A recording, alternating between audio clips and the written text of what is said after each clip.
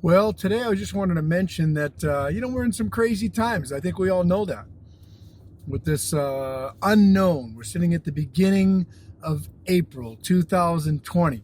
We've just been told not long ago by the president and most of our state governors that there's still a stay at home order in place.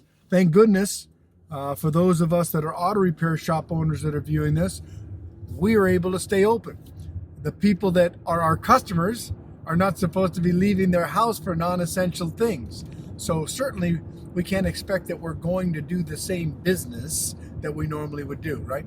My heart goes out to the restaurant owners that are now only able to do takeout, the hairdressers, shops that aren't even able to be open, the gyms that aren't even able to be open. My goodness, what it would be to own one of those businesses right now.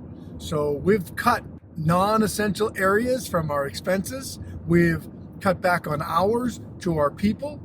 I've heard it said, and I have to agree, that if you're not working twice as hard as you normally do during this time, then You're making a big mistake.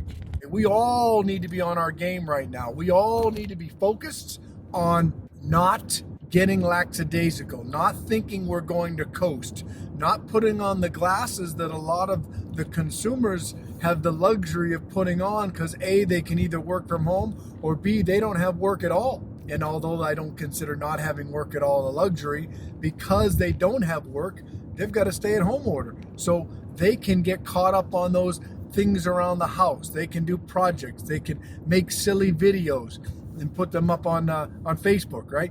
We don't have that luxury. We have got to work twice as hard just to maintain, or at least maintain a fraction, a portion, a percentage of what we normally would be able to get accomplished. So I've been attending as a leader, the captain of my tribe, numerous tribes. It's my responsibility. I consider it my responsibility to make sure that I'm getting the information, and it's fluid. We've heard that term. We've all heard that term. Situation is fluid. What does that mean? It means it's changing by the day, by the hour, by the minute sometimes.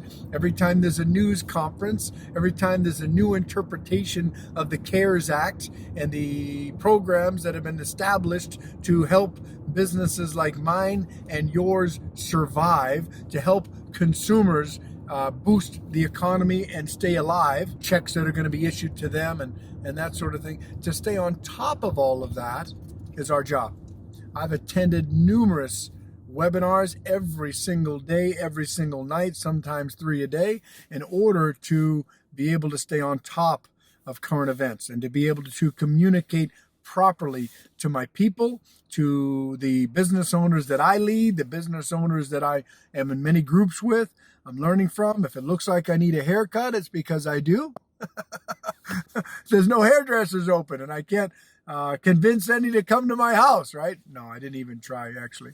But the reality is we all need to be focused on what can we do today. What is our A time? We all have A, B, and C time, right?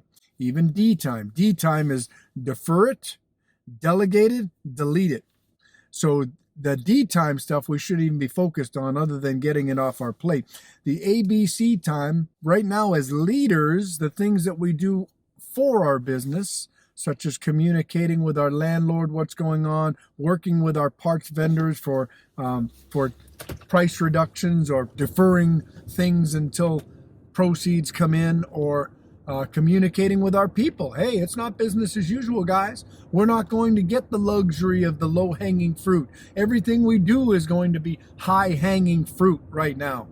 Everything we do is going to be high-hanging fruit. And we really need to do those things. We call it back to basics when we have meetings. We really need to do those things that we've always should have been doing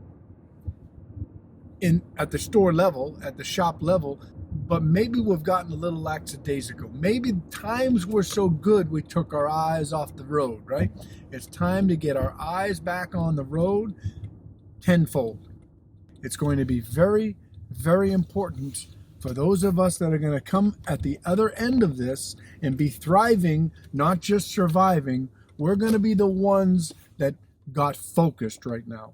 So if you haven't already, I'm going to encourage you, let's get focused. That's the message of today. Sit down, take the time. We call it maker time. There's manager time and there's maker time. As leaders, we all have to take the maker time to sit down uninterrupted, shut off the phone, take off the watch that's going to alert us of silly things we don't need to worry about right now, and get focused. For me, that's morning time. For you, that might be evening time. But when people are not around, that's when I do it, when I'm not going to be interrupted. And let's brainstorm a list of the things that we need to do that are our A time during this challenge that we're having to make sure that we A, have the business flow coming in the door, and B, if heaven forbid we don't, we can make it through this. There's not a shop that watches this, a business owner that watches this, that shouldn't be making it through this. And if things are skinny, you need to start throwing things overboard so that your ship survives. It's that simple. And that's part of that maker time, is figuring out what can I cut, what can I cut, what can I cut. And unfortunately, in some cases, it's who can I cut. I pray it's not who can I cut very much. For us, we've trimmed the hours, not the people. We've trimmed the hours, not the people. And we pray that the people will still be around, because at the other end, we got to have a team. We got to have a team, and I like most of the team that we have in place. You're not going to survive on the low-hanging fruit anymore. We're all going to have to work twice as hard just to survive right now. If you're not working 15-hour days, 12-hour days, 10-hour days, depending on what your situation is, it's probably a mistake right now. We need to be focused. You need to join me in understanding that the low-hanging fruit is no more.